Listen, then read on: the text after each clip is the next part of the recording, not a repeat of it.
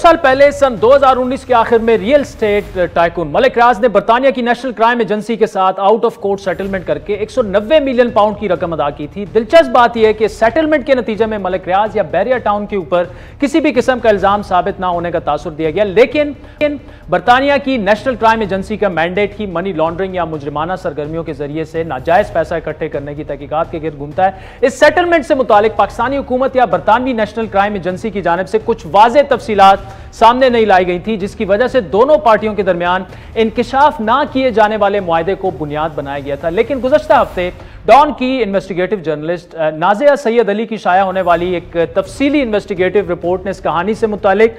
कुछ अहम राजों से पर्दा उठाया। सबसे पहले तो 2019 में होने वाली इस काबीना इजलास का भी जिक्र किया गया, जिसमें वज़ीर-ए-आज़म के मामले खुसूसी बराए एहतिसाब शहजाद अकबर को काबीना के एजेंडे से हटकर एक सील्ड एनवेलप पेश करने की इजाजत दी गई, जिसमें नेशनल क्राइम एजेंसी और मलिक रियाज के दरमियान जो होने वाला मुआहदा था उसकी तफसीलात थी। डॉन न्यूज़पेपर के जराये के मुताबिक इसी इजलास में विफाकी वजीर जो हैं बराए ह्यूमन राइट्स श्री मजारी ने एतराज़ करते हुए यह कहा था कि हम इस मामले की इजाज़त कैसे दे रहे हैं जबकि हमें इसके मवाद तक का इल्म नहीं, लेकिन हमें यह बताया गया कि अगर इसको खोला गया तो मुल्क की कौमी सलामती से मुतालिक मसाइल होंगे और बरतानवी हुकूमत भी इस पर उसको भी एतराज़ होगा। लेकिन अब डॉन ने बरतानिया में तहकीकाती सहाफ़त से मुतालिक एक प्रोजेक्ट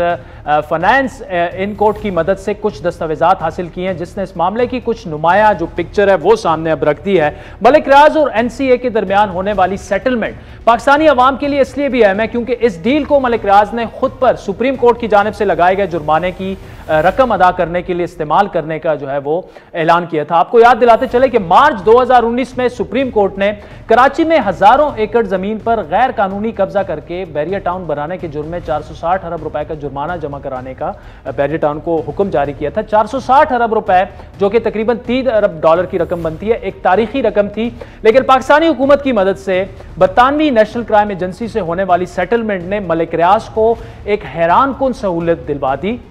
190 मिलियन पाउंड के सेटलमेंट में बरतानिया के महंगे तरीन इलाके में मौजूद 50 मिलियन डॉलर का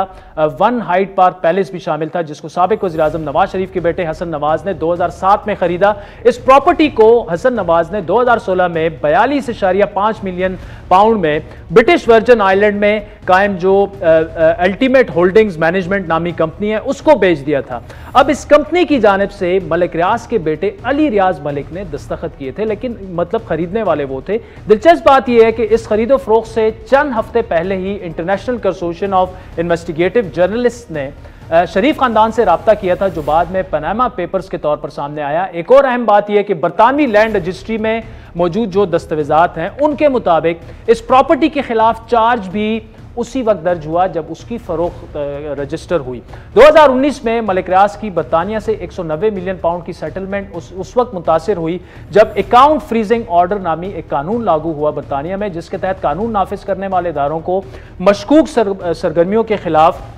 कार्रवाई का इख्तियार मिला। चूंकि यह मामला सिविल था, इसलिए एनसीए ने मलिक रियाज से निजी तौर पर मामला तय किए ताकि अदालत जाकर जब्ती के ऑर्डर निकलवाए जाते। अगस्त 2019 में फिर मलिक रियाज से मुतालिक 8 अकाउंट फ्रीजिंग ऑर्डर लंदन की अदालत से निकाले गए, जिस पर अमल करते हुए रिश्वत और करप्शन से मुबैना तौर पर इकट्ठे किए गए 100 मिलियन पाउंड को मुंजमद किया गया। जबकि दिसंबर 2018 में भी मलिक रियाज के खानदान के अकाउंट्स में मौजूद 20 मिलियन पाउंड को मुंजमद किया गया था। ये अकाउंट फ्रीजिंग ऑर्डर्स मलिक रियाज की अहलिया बीना रियाज, बेटी सना सलमान, बेटे अली रियाज, बहू मुबश्शिरा अली और दीगर के अकाउंट से मुतालिक जारी किए गए थे। सितंबर 2019 के दौरान फिर बैरिस्टर शहजाद अकबर और मलिक रियाज के दरमियान बताया यह गया कि मुतादिद मुलाकातें हुई, जिसके बाद वेस्टमिनिस्टर मैजिस्ट्रेट कोर्ट ने इस सेटलमेंट को पाया तकमील तक पहुंचवाया और फिर 5 दिसंबर 2019 को बैरिस्टर शहजाद अकबर ने इस्लामाबाद में एक प्रेस कॉन्फ्रेंस में सुप्रीम कोर्ट के अकाउंट में 140 मिलियन डॉलर की रकम आने का ऐलान किया और बकिया 50 मिलियन पाउंड जो है वो वन हाइट पार्क की फरोख्त के बाद पहुंचने का दावा किया। जब उनसे यह सवाल हुआ कि यह पैसा कहां से आया, तो उन्होंने मलिक रियाज और नेशनल क्राइम एजेंसी जो बरतानिया की है उनके दरमियान होने वाले मुआहदे की वजह से बताने से गुरेज किया। अपने प्रोग्राम में बारहा कई वज़रा और मौनी ने खुसूसी से पूछा, सबका जवाब इसी मुआहदे की शर्त के बायस इनकार में ही था। जी, नई सवालात अपने प्रोग्राम में दोबारा बैरिस्टर शहजाद अकबर साहब के सामने रखने के लिए आज उनको मैसेज भी भिजवाए, लेकिन उनके जवाब का इंतज़ार है हमें। हमारे प्रोग्राम का प्लेटफॉर्म उनके लिए हाजिर है, वो जब चाहें प्रोग्राम में शामिल होकर अपना नुक्ता नज़र पेश कर सकते हैं।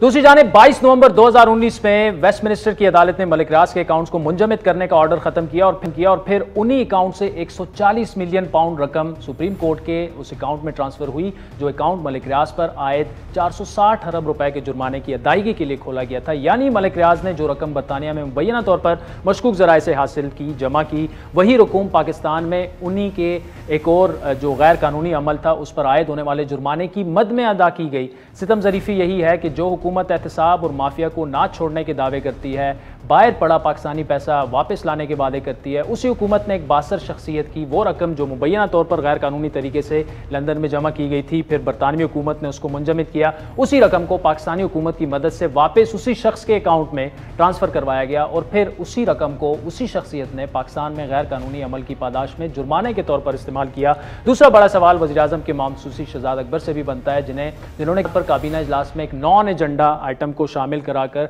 फिर बगैर बहस करवाकर मंजूरी भी उसकी करवा ली और इस पर मजीद बात करने के लिए जो है वो उसको मुल्क की सलामती से जोड़ा गया कि उस पर बात नहीं की जा सकती। क्या मुल्क की सलामती इतनी कमज़ोर है कि एक आउट ऑफ कोर्ट सेटलमेंट के अफशा होने से ख़तरे में पड़ जाए? यही अहम सवाल है।